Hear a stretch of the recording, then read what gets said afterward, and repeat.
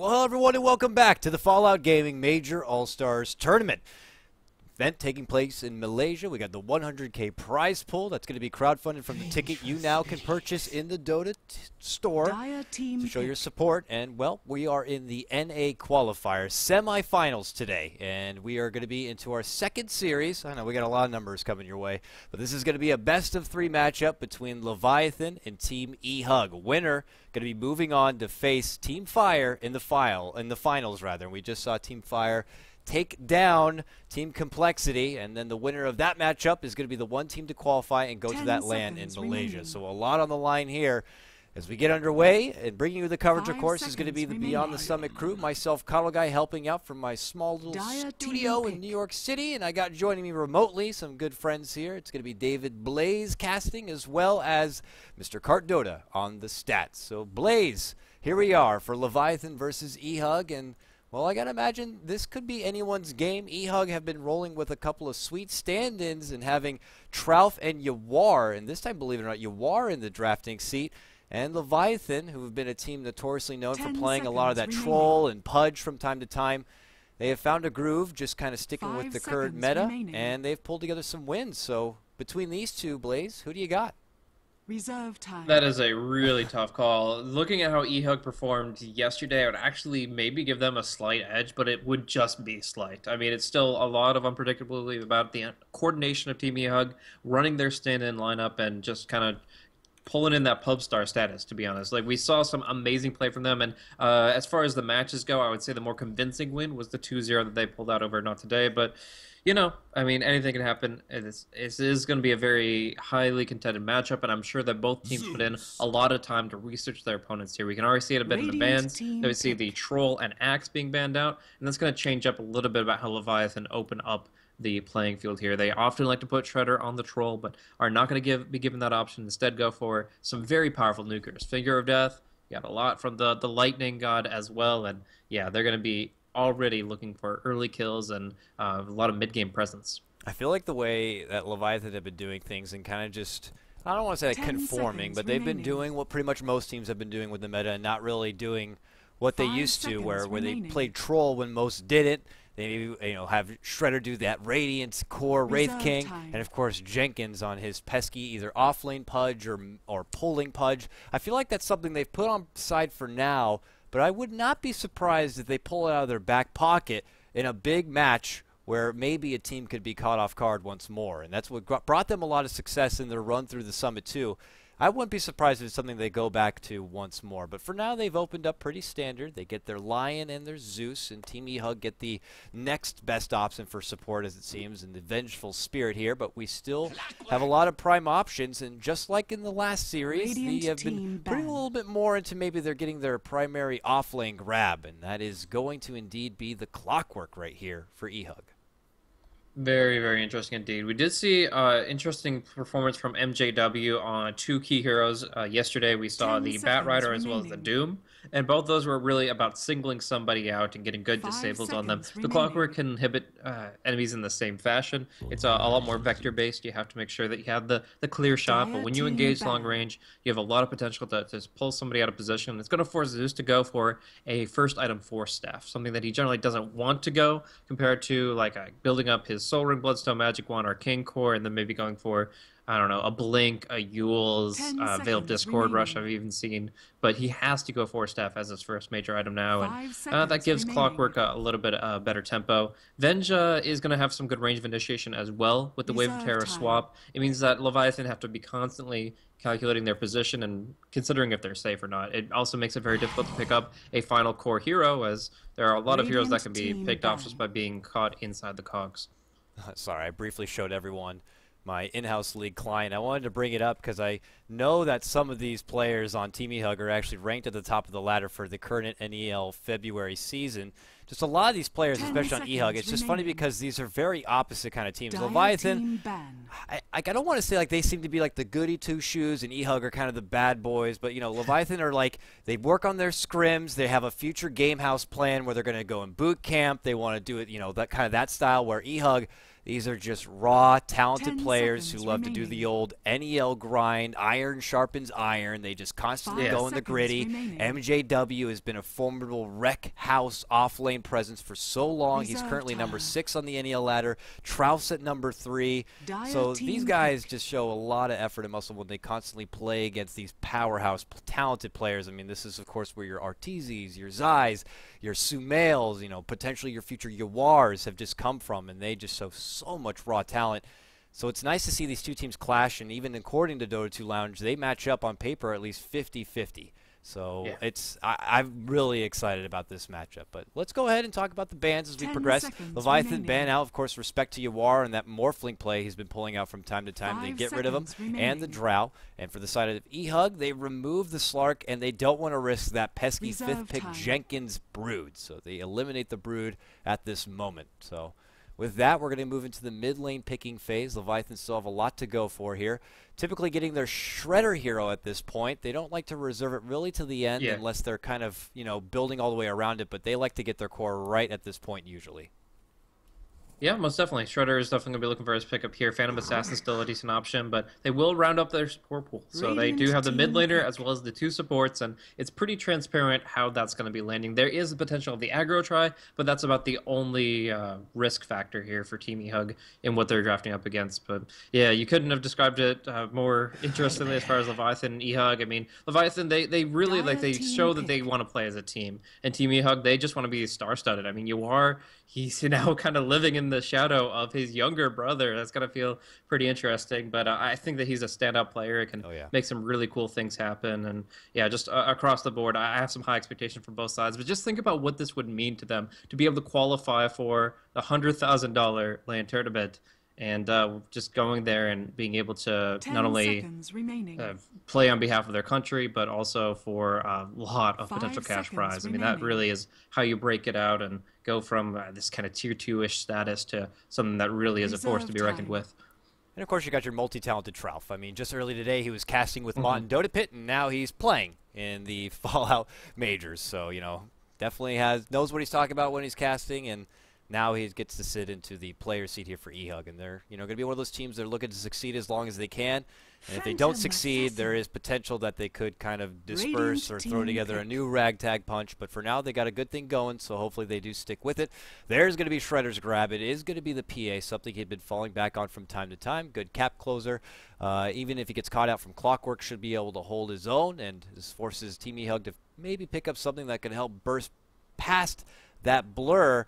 But Leviathan do have a pretty squishy lineup here. No real frontliners as of yet. No meat on the bones. eHug could always fall back on some crazy farming AM build here, going to get so much intel as it is. But you know, we'll have to see. Just it feels a little bit flimsy right now from Leviathan. Yeah, definitely. They need a strength hero as their last one. I mean, there's really no way about that. Maybe Darkseer is technically intelligence, but he plays like a strength. But yeah, you're probably looking for a Tidehunter here if that's going to be given an option to you. Centaur's not too bad because you get the burst combo with Lion, Zeus, Centaur, but you do not get to disengage from Cogs as conveniently as you probably like. So overall, I'm not exactly sure the full guaranteed pick for their last, but Tide is definitely high up there on the list, and in general, it's going to be a strength hero. But Team eHug, they know what they're up against now quite clearly. It's pretty solid template from Leviathan. A little scary in the PA because she's able to disengage from the Cogs with the Phantom Strike if she has the right target. Only heroes like... Oh, there's a good handful of heroes that can do this, but PA, Mirana, Weaver are really good for that. And yeah, they're just going to be able to kind of engage against Viper and Clockwork without too much concern, as long as they have Manta or BKB available to really just put out all the damage they need to. And now that Team eHug, they look at it and they're like, okay, well, now Viper needs an MKB for the later stages of the mid game. How else are we going to do damage to the PA? And the answer is Leshrac, which I believe is going to be a core here. Definitely could be a support, but when you consider the fact that you're up against already Lion and Zeus, if you have a support Leshrac, he is going to be two-shot every single fight. But putting him in the core role and allowing him to farm up a BKB or a Bloodstone or any other high durability items, that's how you make this hero do some work. And with the buffs to his Pulse Nova and many other spells, if he can just destroy this PA early on, then there's a lot of potential for this Team eHug lineup to run away. Yeah, I mean, it does show the play style for eHug if it is going to be the core Leshrac, given that they're going to be going for more momentum early on, not looking to risk taking it to the late game for Leviathan. They want to start bringing down those towers, getting that farm built up on the left track quickly, so that it becomes a dominating force that you just really can't stop. Leviathan are going to see this now, and they still have their 5th pick to work with. They had banned out the Shadow Demon as their 5th ban. Doom going to be banned out for eHug as their I just realized something, actually. Jenkins was running Zeus off lane before. Do you think there's a possibility for them to go for a different mid option instead? Up against the Viper? I mean, there is potential there, but what good options are there really? I mean, is an OD too late to question at this point going against the Viper?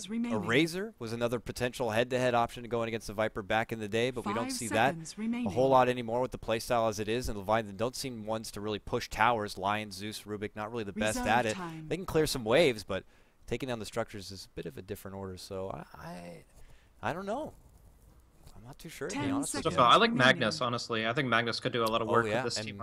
Magnus has that synergy already with the Phantom Assassin, but it is going to be the Wind Ranger here. Not going with the frontliner, not going with the meat, the tank. We need a tank. No, we don't need a tank. We want a Wind Ranger. So, Lady Archer coming into this one. There's potential to kite. There's potential to be elusive, but I do fear for their durability, to be honest with you, Blaze.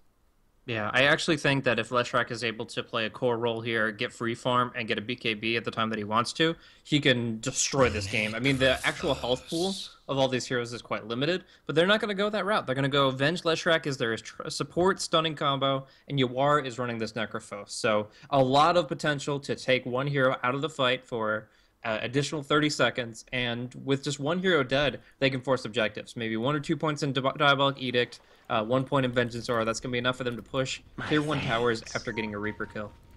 And with that, we'll get underway here. This is our 2nd series of today for the semi-final action for Fallout Gaming's major Dota All-Stars event that will be taking place in Malaysia. We're looking here in the NA Quals to find out what one team is going to make it to the LAN final. And now we got a match between eHug and Leviathan, a best of 3 here. And I'll lead out your introductions for game number 1, your Radiant side. We got eHug, Johnny Walker, Johnny W., also known as the Trout Man and caster, working with AC D2L. You can see him on Dota Pit working with Mott from time to time. And you can also see him working on Jenkins with a few auto attacks. Get the hell away from that bottom rune. He's going to be playing your support Leshrac. Just nearby, of course, we're going to have Ryuza playing a support Vengeful Spirit. He played that plenty yesterday, we saw. Yawar, a young new prodigy as well, side by side with Sumail, is going to be playing your Necrophos. Man, he played a dominating Morphling in a big comeback game yesterday. Infinity on his mid lane Viper, man, he's one of the few that just love to play that disgusting hero. And MJW, the off lane master, he's going to be playing your Clockwork. Johnny Walker is more like Johnny Runner here. With the quadruped and the boots first, he's actually going to have a huge movement speed advantage over the Zeus. So you actually see Jenkins not only not contesting the rune and not being able to get the ward where he wants it, but he actually is just going to go ahead and heal back up at the fountain and block out his wave. But looking over at their opposition here, Leviathan are going to be running a pretty standard support duo, the Lion plus the Rubik. We have Nusham running on that Lion with the boots first. The Rubik, he's just playing the warding 5 position. That's flying Zebra for you. Safe lane positions can be Shredder Dota on the Phantom Assassin. And then, of course, on the mid lane, that's Shibby for your Wind Ranger. So we already looked at Jenkins Zeus. He's going to start with the Arc Lightning, but he doesn't actually keep that ward that was pulled to him earlier on. Now he's got to just kind of go visionless and try not to feed. Good early block here from Infinity. Gets the wave right up on the high ground. This is perfect position for him to kind of control the wave, get the early CS, and punish Shibby if he tries to get close. But Shibby, even though working with the uphill miss, still managed to land a brief CS here. We are getting lag. I know the Beast time was happening just as we were getting ready to start this game. But it looks like we still have Q time underway. We were expecting this last series, but we were fortunate enough not to see too many of the brief hiccups. But yeah, you see everyone talking about it. The second that the queues start up, everybody freaks out. They want hats as if it's like Black Friday for Valve or something. They all get in queues and lines, and they make the servers go poopy. So we have to wait for it to kind of pass, and hopefully we'll get underway soon enough. Yeah, I'm not sure exactly the time in the year Beast. I was looking at the timer before, and it implied that it was like 30 minutes ago, but that shouldn't be affecting us here at this point in time. So we'll see how long this lag lasts, and hopefully not too continuous. But yeah, we've got this interesting mid matchup that I think is going to have a lot going on between it. Viper versus Wind Ranger. Obviously with the Wind Run, Shibby has some potential to really dodge out a lot of bad auto attacks and just continuously stay on the lane. But overall, Viper is still a lane dominator with the Nether Toxin. Should be able to clean up some early CS, and he'll have the defensive item advantage. He'll be able to pick up the mechanism a lot earlier and make it so that EOR doesn't have to go for that item. But Wind Ranger, she might be able to go for the offensive items that will kind of negate some of the heals. If you go for like an early Maelstrom or a good mobility item like Blink or Force, you can get in position to lock people down and just dish out the focus fire right on them. I can't help but be nervous though for this bottom lane. For someone like Jenkins, he's going to get muscled out of the lane. It doesn't look like currently you're seeing no smoke in the pocket of either Trouf or the Vengeful Spirit. They might be just more focused on just kind of bullying out the Zeus from the lane and allowing Yawar to just get the space to CS all he wants and force Jenkins to get little or next to nothing at this point. But even though the lag could be passed, they are going to have to wait a bit, as apparently there was a phone call that could not be ignored from the side of Leviathan, unfortunately. So, whatever. Hopefully we'll get back and underway. But I have to agree with you. I feel like the mid lane is going to be an interesting development here. And I'm more curious to see how this Wind Ranger is really going to scale into the mid-game period, because I feel like that's when eHug could be at their best. Most definitely, especially if the first couple of sides go the way they intend them to. There's no healing on the side of Leviathan. That's a big thing. If you see like a Witch Doctor picked up, sometimes Chen can come into play. Dazzle's a very good way to deal with the Necrophos ultis, to heal people up unexpectedly, to get the Shallow Grave to keep them up. But in this case, every single Reaper Scythe is going to be dishing out the expected amount of damage, and that's going to be making it so that you are kind of cold and calculated is going to be able to find some really clutch kills that take people out of the game for an extended period of time. The only wildcard is if the mech comes out, which is in the potential hands of either the Lion or the Wind Ranger, but we'll have to see. In the meantime, yeah, Infinity already pushing out the wave pretty hard, 6 for 3, and Shibi's kind of just trying to CS under tower for the moment. Even with the null tally start, it's going to be rough. Yep. For MJW, it's pretty much a mirror between both sides. They have the double pull happening with the one to zone out the offlaner, make sure he doesn't get close. Newsham's doing that job for Leviathan. Trouf is doing it right now for eHug to make sure Jenkins doesn't get too close. And Jenkins is going to take this moment, it looks like for now, to maybe do some early stacks onto the Ancients here, maybe for a future PA or something. Yeah. But he'll step away from the lane for now. And just kind of There's one big difference, though, between those two. It might be mirrored, but if you see on the bottom wave, there's 2 range creeps, and that's going to push heavily because the piercing damage is twice as effective on creeps as it is against heroes. So if the Zeus was in the lane right now, he'd be getting quite a bit of experience, and actually he can just hoof it right now, and he'll still be able to be there before it hits the tower, which inevitably will, with 3 range creeps now in the lane. Zebra's going to scout out the top illusion rune that spawned at the 2-minute mark, and we have Trouf now on the move. Maybe you have eyes for Shibi here. He's going the Lightning Storm build. Whoops, I still had my IXDL client up as it yelled at me about a new game being hosted. We'll close that out, but the Lightning, man, has been buffed up to a point where it seems just so potent. The slow is ridiculous. We could see it go to use here. Shibi gets brought down to about half life just by the right click alone from Infinity, man. He is putting on a serious mid lane game. 14-7, 6-0 only for Shibi. Very uncomfortable positioning for him. This is a mid lane player who typically loves to be on the dominating end, but his Wind Ranger is struggling a little bit, at least at the start. Yeah, they do have vision on top room, but they don't know exactly what's happening elsewhere. Clockwork's going to be the first blood, though, is actually it's a combo between the Lion, the PA, and the Rubik, just finding an opportunity to pull him out of position. And again, even with Cogs, he's not that safe, because Telekinesis can pull him out. So they just jump on him, they get the kill, and that first blood couldn't go to a better hero. Shredder is going to be rocking some early items, whether the Face Boots rush comes out or maybe considers the Hand of Midas with how much he's stored up already. Yeah, 1,300 gold at 3 minutes in is quite the bounty already for himself. MJW, as a Clockwork, will need to hustle his way back towards the top. Maybe wait out for the 4-minute rune, it looks like, but that is going to be a bit devastating. He only has brief experience, barely past level 1, 0 CS. So it is going to be a slow start for your Clockwork. You compare that to Jenkins, who's at level 2.5, has boots, has managed to get a few pot shots in. He's got 6-0 CS for himself. It's definitely going better on the front for Leviathan at top and bottom lane. But Shibi is still a bit behind here in the mid lane matchup between him and Infinity's Viper. And it's interesting that Jenkins is putting so much time into the stacking of the Ancients. It's, of course, worth noting that he has nothing better to do other than to look to maybe pick the rune if it's left available and just to do this, because he's not going to get experience otherwise. But when you consider how long this is going to actually be sitting on the map, it's pretty absurd. Unless Shredder, like, rushes out the Battle Fury as hard as he can, and if he does, he'd be very vulnerable to a lot of eHug's damage potential, then, yeah, I would have to say that it's going to be, I don't know, 20 minutes before he actually gets to farm up this Ancient stack. So while we wait for that time, Jenkins will head back. He's managed to purchase a bottle, which is going to be sitting in his stash until the courier is to return. Touching with Shredder here, he is going to be getting a Midas. That Midas is complete at 4 minutes and 30 seconds into the game. He's got fantastic timing for it. Wow. Credit to, of course, the first blood bonus there, but they might make a dive. The slow is going to be there from the Lightning Storm of Trout, but he can't get close enough to maybe dish out the stun. Leshrek's stun is very tricky to land. You usually need someone to kind of lead things in. Your Ryuza stun could certainly help. Flying Zebra shows up, gets the telekinesis, back foot. Yawar shows on forward. Ryuza shows himself. The stun's going to be able to connect to Flying Zebra, but from behind comes Nushim. They managed to finish off the Rubik. Now they turn their sights on the Nushim. They could get a 2 for maybe. Nope, it's not going to be there. Shibby gets the power shot from across the way. Doesn't quite connect, so it ends up being just the one-man takedown, and it looks like eHug will be able to get themselves on the board.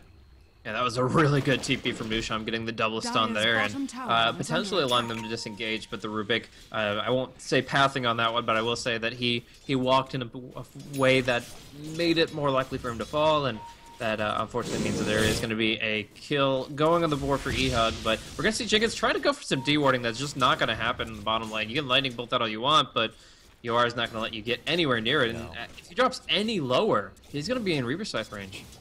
I can't believe he's already like level 6, almost 6.5 here, just about the 5-minute mark.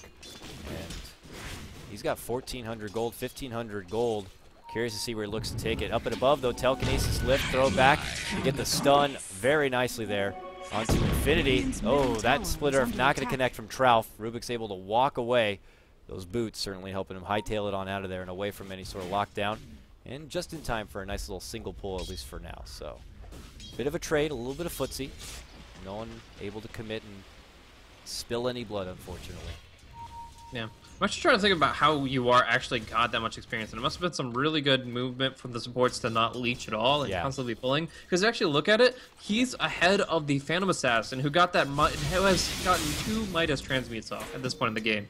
So 2 Midas transmutes, still not giving the experience advantage over the Necrophos, but we'll see some spells fly out. Double stun coming against Shredder after the Cogs knockback. Really nice positioning, and Flying Zebra won't be able to telekinesis in time. Now getting gunned down by 2 sources of random damage generation. That is the Battery Assault and the Diabolic Edict. Hit anything they can in range, and the only target there is the Grand Magus himself. Great rotation coming out from the supports of eHug. Get the job done on a prize target, a farming Shredder, who is almost on a record-breaking path of farm in that top lane up to that point.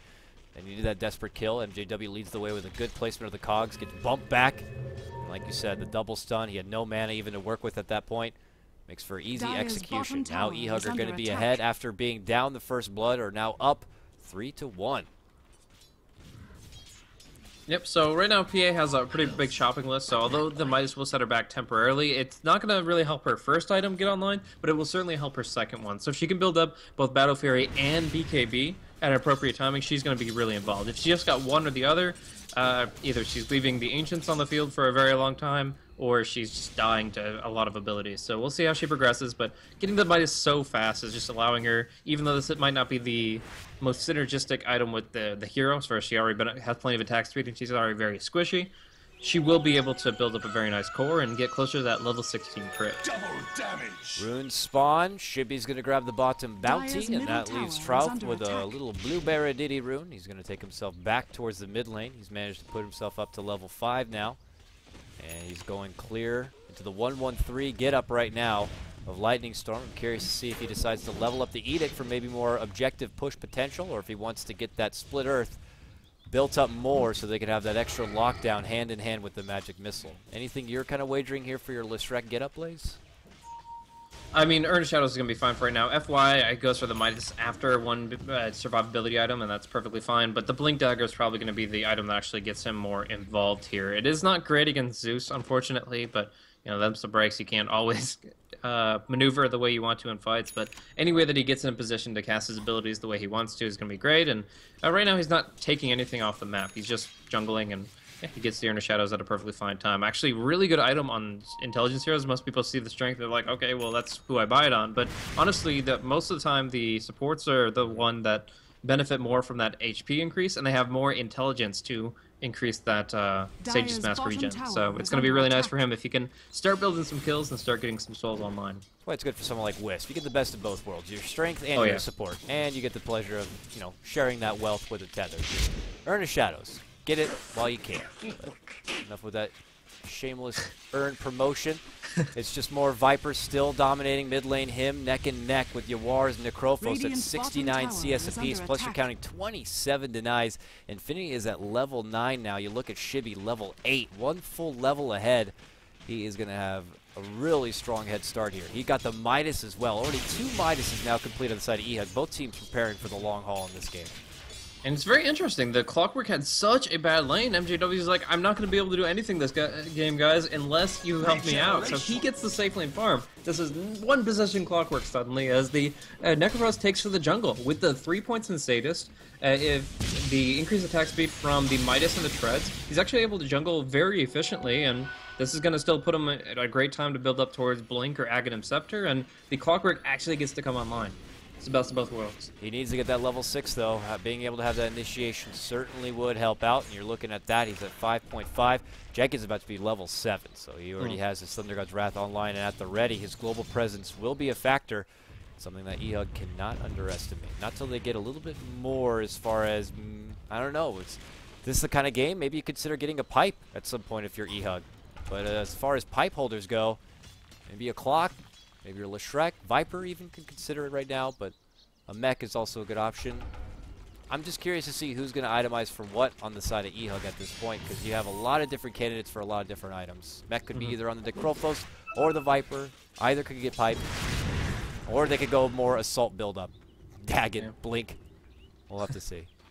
I think that the ideal would be to have the mechanism on the Viper and the Blink Dagger on the Necrophos. Always getting position for that Reaper Scythe, which is going to be level 2 very soon. And if you just got a mech on the team with him, he's able to really just emphasize his farm. He's able to take people out really quickly, build up with some kill momentum and Aghanim Scepter, and once he hits Refresher, like, he wins the game. Like, unless you get a Hex pick off on this guy, he's going to be just doing too much, providing too much value.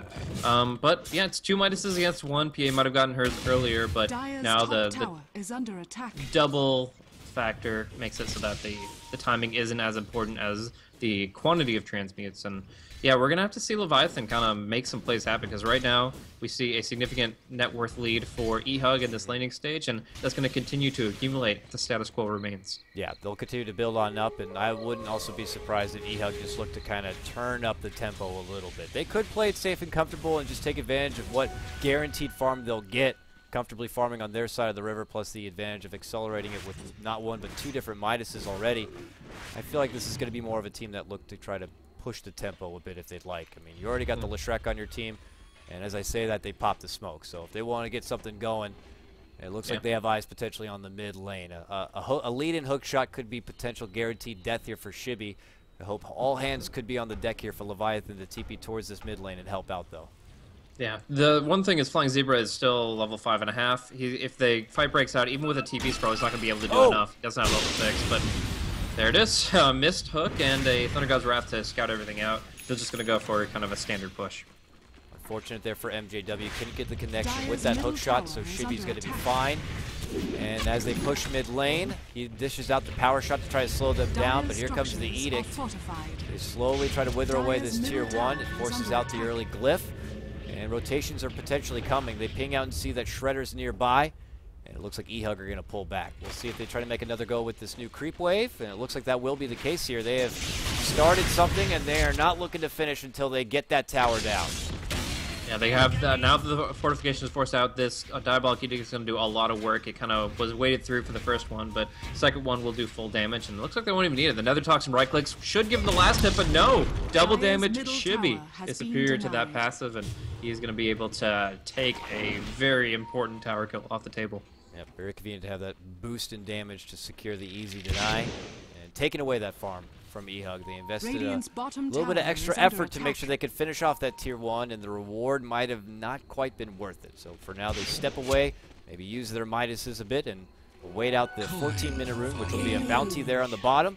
And it looks like Yuza will be able to get the top rune, which was an illusion for extra bits of scouting potential. So yeah, and like you said before, Flying Zebra, he needs to get that level 6. It's the bread and butter of your Rubik, for God's sakes, and he has yet to really put that little bit of me time in to try to secure it. But he does get the D ward, and the 50 gold is going to be picked up there from Shibby. Relatively quiet game, Blaze. Only 4 kills at what is near the 15-minute mark of this matchup. Yeah, I would definitely say so. Both teams are kind of confident in building up their force a little bit for the mid game. Now I think that eHug can actually start making plays happen. They have all their ultimates, and they have the Blink Dagger on the Necrophos, the Blade Mail on the clock. This is the time for them to get man up and find a pickoff opening. The PA is probably the hardest kill on the map because of her effective HP as well as the Phantom Strike out. And that's probably not the one they want to look for, but mid kill could be really good. Jenkins or Shibby. I was actually wondering where Shibby's farm was going, and he actually turns it into a hand of Midas of his own. So Midas Gaming, this is only 6.79 all over again, as we have 2 on both sides. Yeah, ridiculous stuff. So we could see a continuation of the calm before the potential mid-game storm here. Pressure comes from eHug on the bottom. At the same moment, Shredder's putting in some work on the top tier 1 here.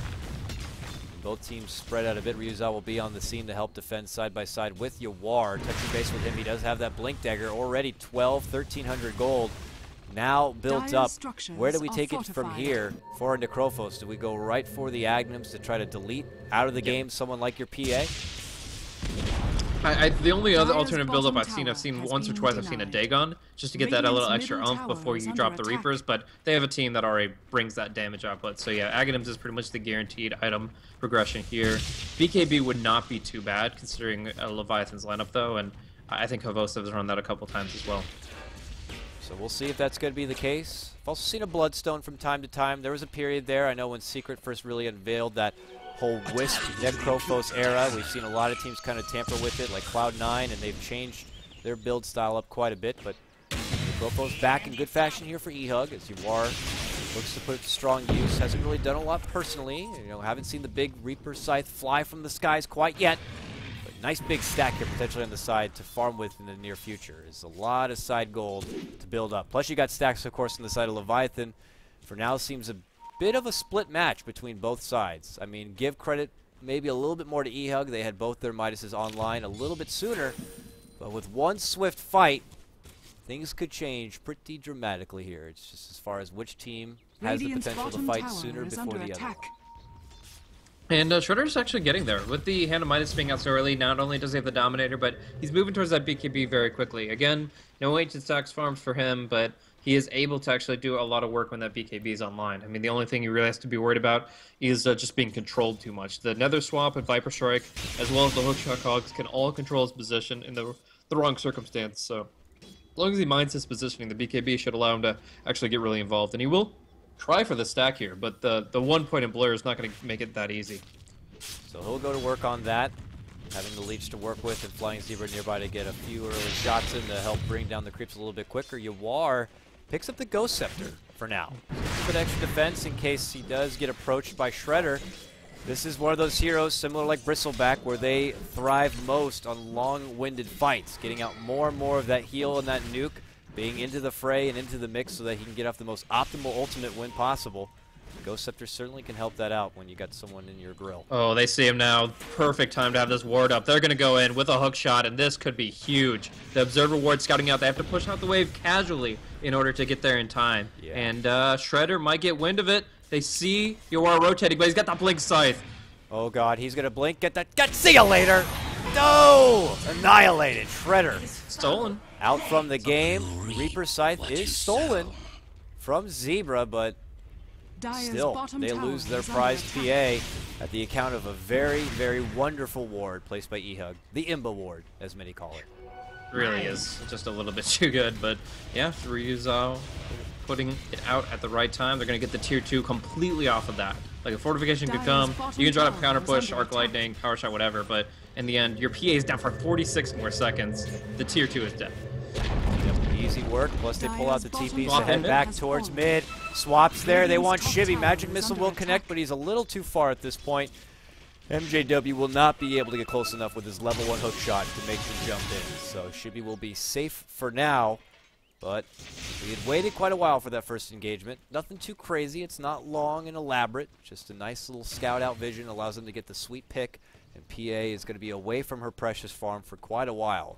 So with over a minute time on the sidelines, eHug are just going to be able to boost themselves forward that much further.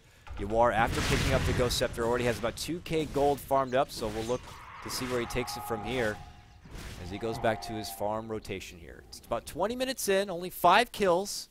Seems a bit slow. Over 5k net worth advantage, but eHug are executing a game plan which seems to be working beautifully for them so far. Yeah. So a couple things to note here. First of all, the Leshrac did pick up that Blink Dagger at a very good time. I mean, before like the 18-minute mark for a support, Leshrac is actually pretty insane, and he's going to get involved with some Blink stunts and Blink Lightning. But another thing I want to talk about is this discussion that we've had a little bit back and forth about this hand of Midas, how the timing is good, that the heroes can really benefit from it in the right circumstance. But one thing is, for the side of Leviathan, it's not that great against the Necrophos, especially one that's building a lot of momentum. If you think about it, you get plus 30 seconds every time you Reaper Scythe, and Midas is an item that you want to keep on cooldown, that you want to continue to use. It's extremely highly probable that you're going to be wasting some active time on that hand of Midas when you're in the grave for so long because of Reaper Scythe.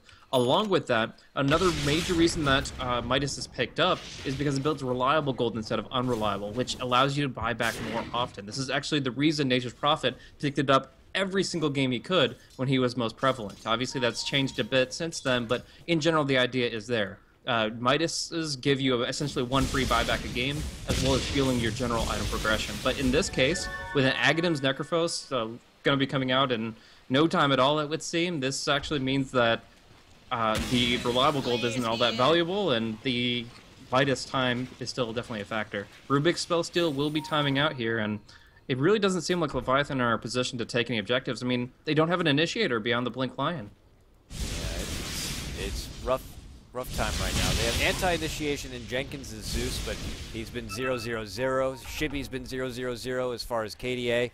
They haven't been able to get involved in a whole lot. It's been more the tempo for eHug, and the tempo they're setting right now is we're pushing top. You better do something about it. We feel confident about taking a team fight. You got Infinity here. He's got a fresh and shiny 10-second BKB. What are you going to do about it, huh? So with that, they'll be able to build up their wealth even further as they go from structure to structure. Leviathan, though, trying to make a trade happen themselves. They got Shibby unleashing the ult right now. Focus firing down.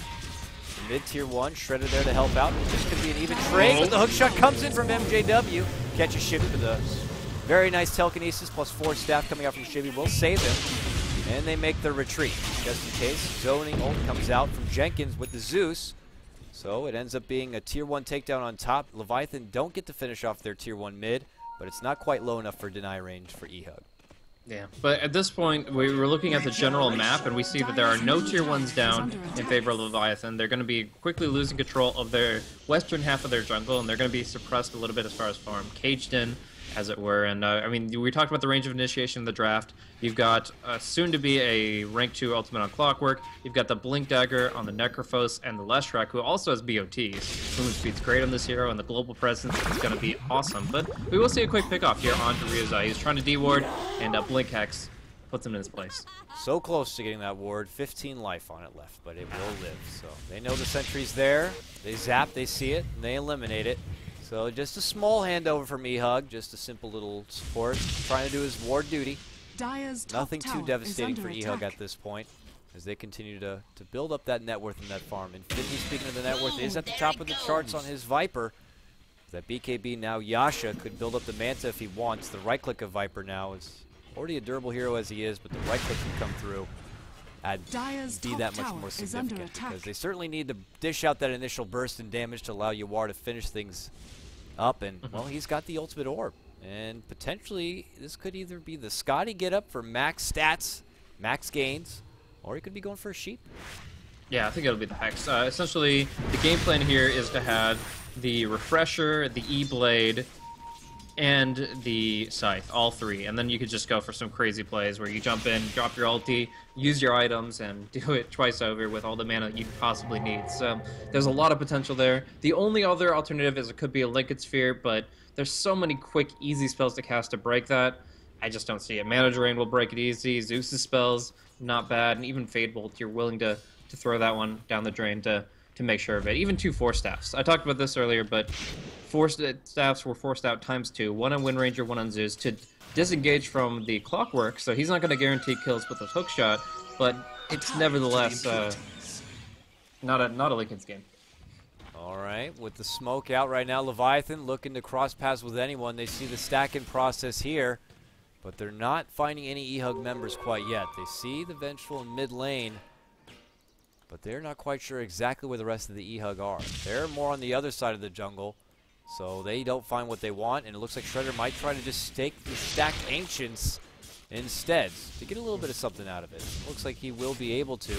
eHug are busy on the other side of the world, making some pressure and pushing here on the bottom lane. More quiet play coming out. Leviathan, of course, trying to go on the aggressive, but just coming up short with their smoke. Yeah. It's really just like a chess game where they're stacking all their pieces on one position. You see, like, the rook backs up the knight, which backs up the pawn that's on the front line. Like, he seems to be the sacrifice, but it'll set a chain of events in motion. Well, this is them putting those pieces in play. They're getting their items up. They're working towards the Hex. They've got their BKB. They've got the Midases, but on both sides. And now we see the Wave of Terror Medallion. It's going to bring down the Roche so damn quickly that even with the Scout, Leviathan can't contest it. And it's actually really difficult to initiate now because the Necrophos can just sit on the front line, and all they can do is Power Shot, maybe Lightning Bolt, and Stifling Dagger him as he stays to right-click the towers. And with 2 lives on that Necrophos and rapidly approaching level 16, he's going to be a beast. You're going to try to commit what you can, your finger and everything, and even if Shredder gets in his face, he has the Ghost Scepter, and that would just be a lot of effort just to even bring down his first life. So this is not looking good. eHug definitely have a lot going for him, or not looking good if you're a Leviathan fan. If you're an eHug fan, you're feeling pretty damn good right now. They've built up quite the arsenal for themselves. Should be still trying to at least get the first tier 1 for Leviathan on that bottom lane. Rocket comes, maybe a little worrisome that the MJW hookshot could be following, so he puts himself into a corner and quickly TPs the hell out of there. But meanwhile, mid lane, eHug, they're knocking down the mid lane tier 2, and it's going to quickly be brought down. Yeah, they're committed to the all-in mid, and they're not stopping until they force a lot. Like, they actually, if they stop now, this would be a pretty big loss for them because they have a significant lead in my mind, and they just traded a single tier 2 for 2 tier 1s that they didn't need to give up. But Shredder took the top lane as well, and that'll be his Basher coming out very soon. So Basher now will rotate away from that top lane where he pushed. Joins up with his allies here in the mid. There's a smoke on hand here for Nusham. They might decide to pop it and venture through their jungle to see if they can catch anyone from the eHug side. Jenkins does have the ultimate if he wants to see exactly where eHug are. But for now, they move as a 5-man unit towards mid. Maybe they just want to clear out the final tier 1. I mean, it's 37 life. It actually is deniable, but it's going to be a free grab, it looks like, for Leviathan. Oh, last second glyph. A lot of tier 1s going away for free. I mean, they might be able to get a tier 2 up top, but that's not guaranteed just yet. Is out about half HP, but Leviathan, if they want to look to take a fight, they can start making their rotations. The Hex is up on Necrophos as well as the max out scythe, but one important thing to note is that there are Force Staffs on Leviathan, which is the best tool you can have up against the Hex. I mean, of course, you can try to defusel it off too, but that's not the game for that. Just a couple Force Staffs to pull them into a safer position, and actually Leshrac coming in with the OR. Oh, they jump in, they get the sheep onto Shredder. Shredder could be annihilated, and he will be. Just easy grab for them right there. 90 seconds out, does have the buyback. And quickly the rest of Leviathan spread like cockroaches to get the hell out of there. And now eHug comfortably move down this mid lane and make a push happen. Maybe even pressure an early buyback if they'd like, because they could just begin to push This is a forced buyback. Ground. This is absolutely a forced buyback. There's no way the PA can actually continue playing the game without buying back. Oh, otherwise they lose up the lane wrecked, guaranteed. There is no Hex, or sorry, there is no Scythe, but there is a Hex, and there is still that Aegis on UR. So PA's buyback will be forced out. He's just waiting for the maximum amount of time, and eventually they will have to go in and try to contest this, or this is the full lane, and that's going to be the beginning of the end for hook shot in, props out the buyback. They take down Jenkins. He will not be able to buy back, so your Zeus goes down without being able to attribute a whole lot. And now they go in. Shredder trying to right-click down Infinity. He's forced by his BKB. Finger flies out. They finish off the Infinity Viper. Uar steps back. Latch goes, but does not connect on anyone. So for now, they hold the high ground here. The closest to what we've seen of a 5-on-5 engagement this game so far. And only 9 kills at about 30 minutes into it. Looks like they're going to separate, build up some sustain, heal up, and just probably take away the farm here from the Leviathan jungle. But that was their first hurrah into the high ground of the Leviathan base. They've brought the tier 3 down to just about a quarter life. So not too shabby for them. They lose Infinity, but they still have the Aegis and they still have some time. So with that, they could wait for it to come back. They're just waiting for the pick opportunity. This is an easy kill online now. They get the Blink Hex, but Nusham just barely blinks out in time, and the Thunder God's Wrath does come out, so it's a full retreat for eHug. They try to make a bit of a fake back happen by pushing the bottom lane with the Lesh, but in the end, they're just going to be forced back home to reset entirely. This means Aegis will be timing out. As we see, it is actually only 50 seconds left on that one, so not going to be able to push with that one, but they got some good damage done to the PA's economy. The fact that she won't have her Abyssal Blade for several minutes is actually going to be nice for eHug, looking to end the game with probably the next rare cycle. It's looking like it's going to develop into one of those games, Blaze. One of those games when it just waits till all the items are online. We have the one big engagement. There might be a flurry of buybacks there to follow, and then we are done. We had sweated through a full 30, 40-minute period to get the one and done kind of a brawl here. But slow and methodical seems to be the best case for these teams right now. It's a lot on the line here. I mean, said it time and time again. There is no lower bracket. You lose this best of 3, you are done. The winner moves on to the finals. They're only one step away from making it to the LAN and being guaranteed a piece of that sweet 100K prize pool. So with that, nerves, pressure, making sure you can execute properly doesn't necessarily mean you want to be giving away a whole lot of reckless kills. So with that comes more of that chess match, like you said. So Leviathan just play it extra safe for now, find what farm they can. Same goes for eHug.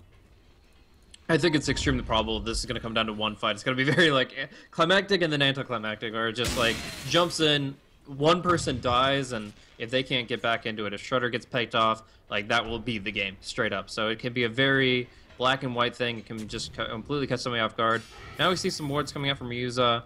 Means that the smoke not going to show, but they've got such good aggressive wards on the side of the Dire. Leviathan have one in the mid, one towards the Radiant Ancients, which shows, hey, this is where people aren't. So we're probably getting smoked, and they are just going to huddle inside their base until that wears off. But yeah, we got to look at the win condition for Leviathan. The only initiator they have is the Lion, so presumably you want to catch the Necrophos. You catch the Necrophos, you bring him down quick, don't even give him the chance to use the Ghost Scepter against the PA, and you just zap him. But yeah, still 9 seconds on the BKB of the PA, and she has to make those charges count. Catching that Necrophos on his own, though, seems to be like easier said than done. He's like the president right now for eHug. He constantly has the bodyguards nearby. Even if they feel like they're far away, you got MJW who's able to just hook shot from the heavens above to get there to aid out his Necrophos. You got the swap there from your Vengeful Spirit. Trouf now has that Blink Dagger, of course, on Leshrac, so even just getting a hold of his Necrophos seems just like too hard of a task here for Leviathan. But if there is that opportunity, you really never know in a game of Dota what the hell could actually happen with a good placed Obs ward, an opportunity to get them caught. Things could change dramatically, but Leviathan now looking to go on the offensive here, at least for now, just between Lion and Shredder. Shredder will get the opportunity to farm up with Shredder, or with the Lion rather nearby, Nusham, just in case someone's to come in, or maybe baiting him out with Jenkins now here. More or less just more time for their precious PA to reach critical mass.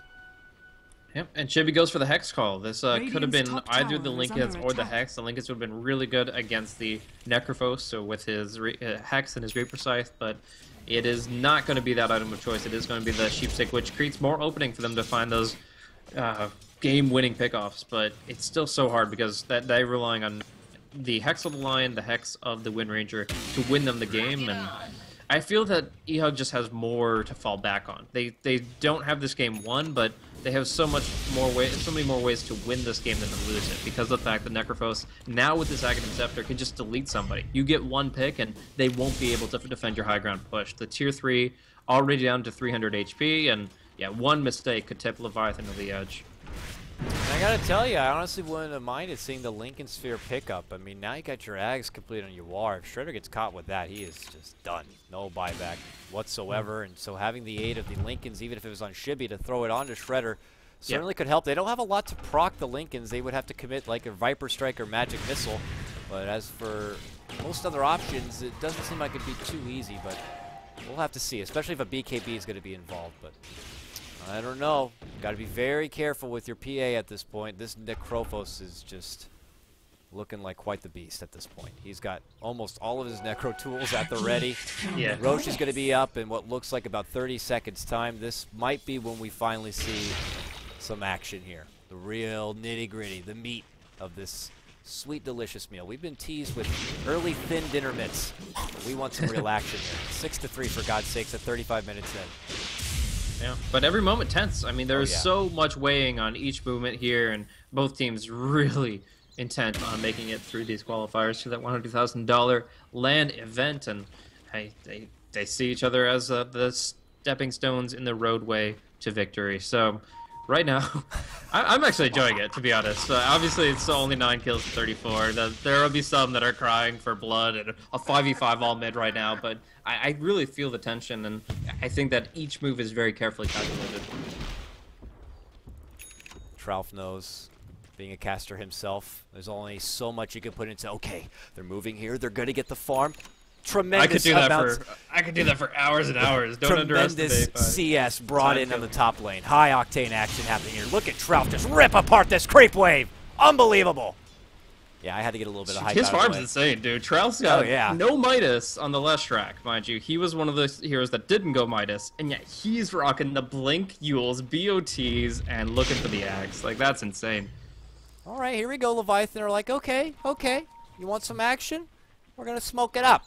We're going to move. And look who's the perfect target. Look who's the closest person. Immediate Hex. And there, nice swap save. We were expecting the back lines. They move forward. Can they get him down? They can. The Crowfoot's going to be dead. No buyback for him. And now Shredder's going to go on the assault, trying to get a hold of Infinity. We wanted action. It's here now. They take apart the Viper. Now they want MJW. It's Leviathan. Beautiful smoke gank. They get the prize grab on the Necrophos, and they're looking to follow through with the rest. And they make it 3. This could be an easy fallback onto Roche, but here comes Trouf.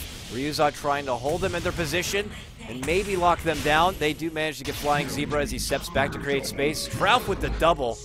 The rest of them make their way out. Oh, the bloodshed concludes, and it's going to be a 3 for 3. 9-6. At the end of it, Leviathan, the big victors there, with a 2K gold swing for themselves, taking down Yawar. Yeah, that's a really interesting exchange, and that's what we've been looking for this whole time. Is every single movement could lead into that kind of a thing, where even with a great defensive swap, one of the best you can offer, the Necrophos is still locked down too hard, and they have too much damage, and that's just what Leviathan have built for. It's just this evaporation, incineration of one particular target, and they bring down UR before you can get that scythe off, which is of the utmost importance. And it could have opened up Roche, but the return kills coming in from a very farmed Trouf make it so that works out in their favor. And he's not going to go for the Ags, as I was considering. He actually is going to be going for a Bloodstone, as the Soul Ring is a key component of that. So it's not too terrible, though, for eHug because of the damage that Leviathan ended up taking at the end of that battle. They were unable to kind of move easily into the Roche and secure that one, which is still up and ready for a battle. As they head that way now, maybe it's something they do consider here. But eHug are nearby, already scouting out with both Rocket and Wave.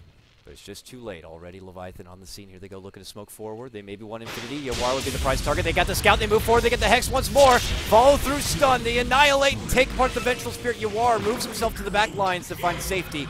Infinity now takes the front. Moving forward. BKB there. Now they go into Jenkins. Jenkins going to get caught in the corner. Reaper Scythe self-fuels. Is going to save him from getting deleted out, but he could go down. Ghost Scepter still alive. There it is.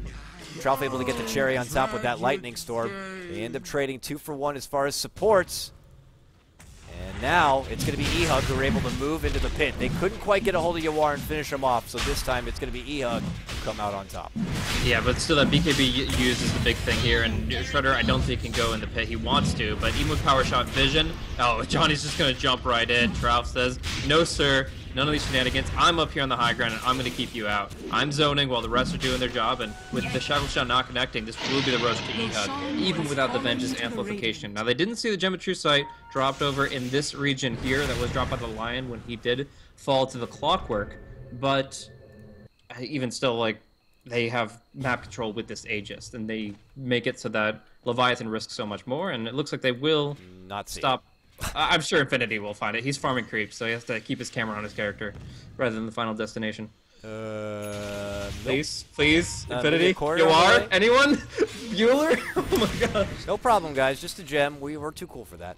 So they walk past. The courier's not coming, so they definitely just have their minds elsewhere or more focused on separating and farming. They are in control of the game for now.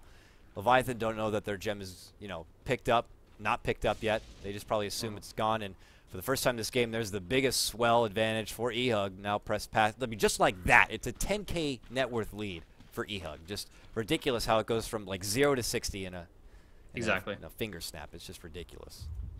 Quite a flourish here, but BOT's coming out. If you just look at the item trajectory of eHug in general, they're itemizing for the late game entirely. Like we were talking about who would pick up the mech, but because the game got stretched out so much and there wasn't enough action for it to be warranted, they say bypass the mech. One of the supports can get a Bloodstone. That's kind of the same thing.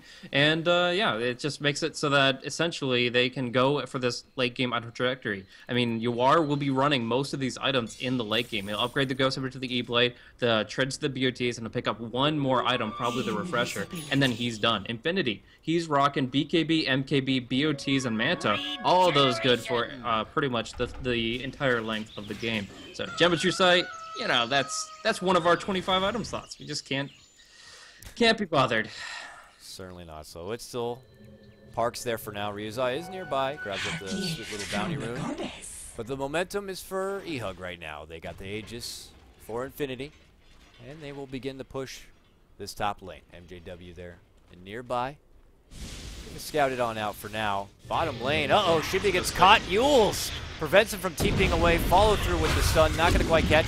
Goes into the wind run. Latches Ryuzai and tries to, well, go mano-a-mano with Trouf, but he scoffs at your focus fire and says, I have Edict, I have Ultimate. You're going to go to hell. So it's an easy takedown for him. Wind Ranger has a movement item, and he has an initiation item, but he does not have the damage items that you would actually need to make that play happen. Mid lane, though, you are getting destroyed. Just jumping in with the blink axe from the line. Now MJW in a real pickle. Does pop the Ghost Scepter, the Blade Mail, everything he can, but Jenkins is the one to claim his life. A double kill for him, and they want to just force as many buybacks as possible. Necro, the only one with one available, but the objectives aren't really at hand. Like, these aren't plus 30-second buyback timers. The Necrophos will be up soon enough, and they're not really moving towards tier 2s right now. They're also putting themselves, this is Leviathan of course, in a position where they're not over-committing for big, long fights. They find their nice little pick, they pull back, they know they can stall out a little bit longer, as we saw about a minute 30 left before the Aegis will go down. And considering the fact that how long it takes for Yuar to come back in without having to buy back, that leaves pretty much not enough time to be really effective with the Aegis. Given that most of their team do have boots of travel and they could head anywhere pretty quickly, I just don't think they're going to be able to get a lot out of this Aegis as far as being able to breach into really the Leviathan base. So this is a big victory right now for Leviathan to stall the game a bit further and allow Shredder on this PA to really bring it home. But now with a Demon Edge on hand here, what is this going to be? I'd imagine not the Daedalus. Dare I say the Rapier? Or am I missing something here, Blaze? I mean, there's only the 3 options, right? So Daedalus is technically an option. The way that the crit scales is multiplicative, the greater crit will be rolled first. So if the coup de grace does not connect, then it will roll for a Daedalus. And although the percentage chance of a crit is reduced, it's still a DPS increase, a significant one. But yeah, in the end, it would only make sense to me for it to be an MKB if there was a butterfly out, or if you really wanted to cancel some TPs. But I mean, he's got Abyssal Blade. You really don't need to worry about that factor. So it really would be the fact that he wants the reliable damage output. And MKB, Divine Rapier, Daedalus. One is obviously going to be giving the most. The Divine Rapier can give tremendous damage, but at great risk. It's just safer to start with the reliable damage of the Demon Edge for now and just see how the game goes. If you're in dire straits, then let's do Rapier. If it's not, maybe an MKB. So we'll have to see what the game develops into at this point. And with that, you had never been a Daedalus. So we could see a pioneer of the Daedalus meta underway. It definitely is a viable option, but I don't know if it's what he wants. I think it's going to be a save up for Divine, because at this point, they really do have their backs against the wall. Yeah. Aegis isn't in play, but eHug are just so farmed. 12,000 gold in their advantage, and there it is. The Rapier. Yep. Okay. It seems like they don't need to really go all in for it at this point. I mean, does it feel like eHug just have that much of an upper hand advantage that you're forced to be put into a situation of getting the Rapier? Maybe they're just hoping for the surprise factor to get one huge fight. And then they could go for Roche or get the Roche or get the Aegis or something, but they're going all in for this one. They see it, they have vision on them, but they're not going in just yet. You are blinking in with the BKB, but could be evaporated once the PA goes in. Yep, they get Zebra, and there MJW's going to take him down. Hook shot from behind. Shredder gets his kill, gets another. The damage comes through Yawar. Going to be critted and taken apart. Triple kill. Oh, the Rapier does what it needs to do and cleans out 4. Oh, the last survivor, MJW, will be taken apart. Rampage for Shredder. Unbelievable. The Rapier pays off. It works. Leviathan just slash. That was a slow start to the game. And the courier goes down on top of it. We wait so long for something like that, and we get rewarded. Shredder, the most to reap in the benefits. Already 3.5k after buying that Rapier. Goes right down the mid lane.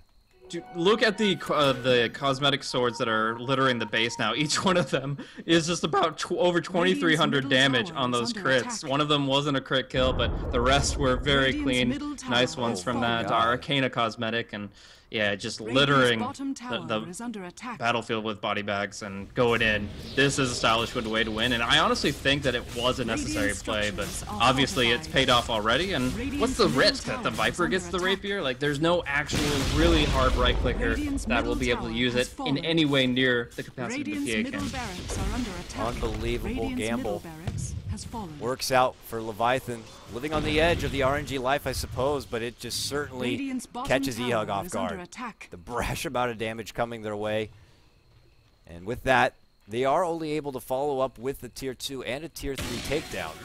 So they step back. Shredder walking, Rapier on hand, no Aegis though. And Roche, it's going to be a little bit. We have about 30 seconds before we see that secondary clock, and you better believe Leviathan want to make sure they get that Aegis into the hands of Shredder. And eHug got to know that too. Yeah, but another way to look at it is this. If the PA goes down, if Shredder dies, it's probably to a Reaper Scythe. And because this Reaper Scythe has Aghanims, he can't fight again anyways. The game is over for him if he dies to Reaper Scythe. So why not get the item that drops on death? He can buy 3 gems, 2 Rapiers, it doesn't matter, because once his health bar hits 0, if the Reaper Scythe is affecting him, he's out of the game either way. So go in, go big, go home. The Rapier there, I finally found the gem that was dropped, I don't know, 20 minutes ago. But yeah, there it is. That Rapier actually, it makes perfect sense against the Necrophos. And I could consider him going for a second. I think the Aegis is obviously more valuable, but hell, drop the Dominator, go double Rapier, 1 Aegis, and win the game that way.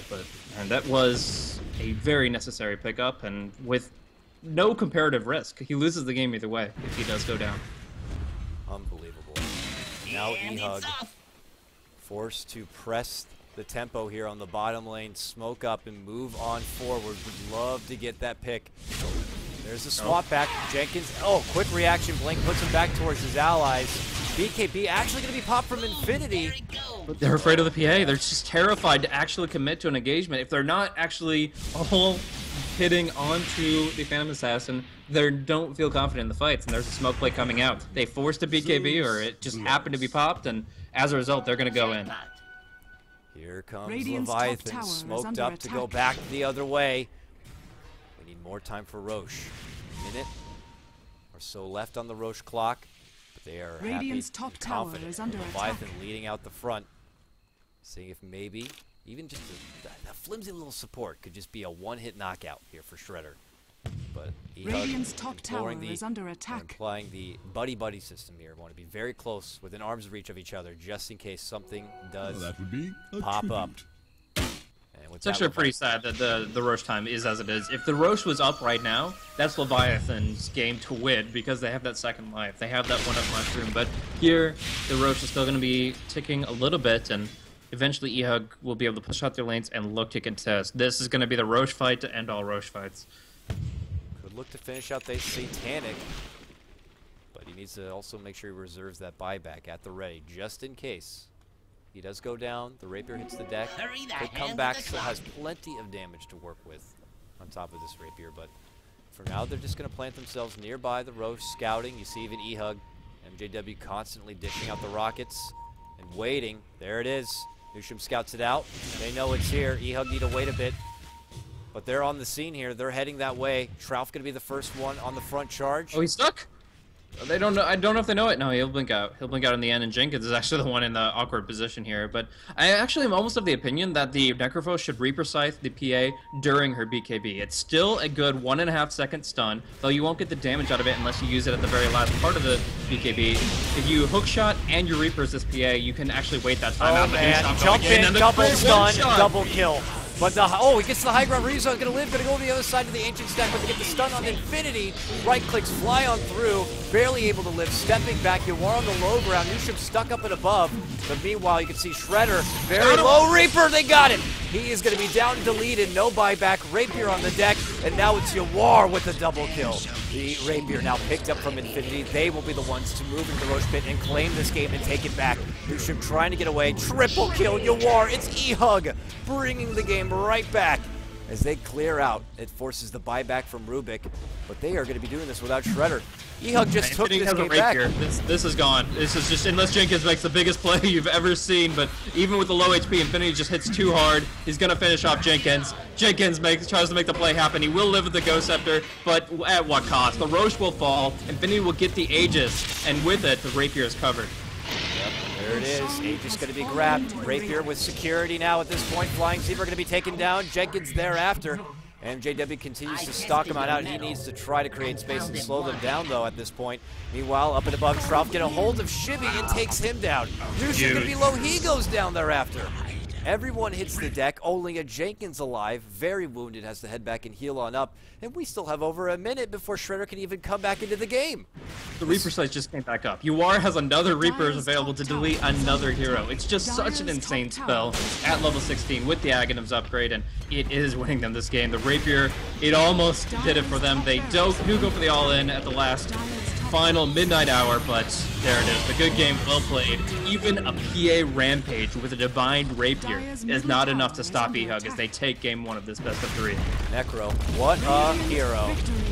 Allows Yawar to get the secured kill on Shredder, just maybe a bit too of a hot mess at the Roche pit there for Leviathan. They were not able to get the upper hand like they did previously, and with that, after what was the slowest, what felt like one of the slowest starts to a game, very methodical, the chess match, if you will, gets crazy way too quick. Rapier comeback potential for Leviathan going to be squashed. eHug are going to be walking away the victors for just game number 1. This is, again, a best-of-3 series. So with that, Leviathan are going to look to bounce back in game number 2 and try to take it to a game 3, but it's match point for eHug here over on the Fallout Gaming Major Dota All-Stars Tournament. And with that, we're going to wrap things up and just conclude for game number 1. Myself, KotLGuy. Catch me on my Twitter at KotLGuy. Blaze at BlazeCasting, and our statsman, our wonderful statsman at KartDota.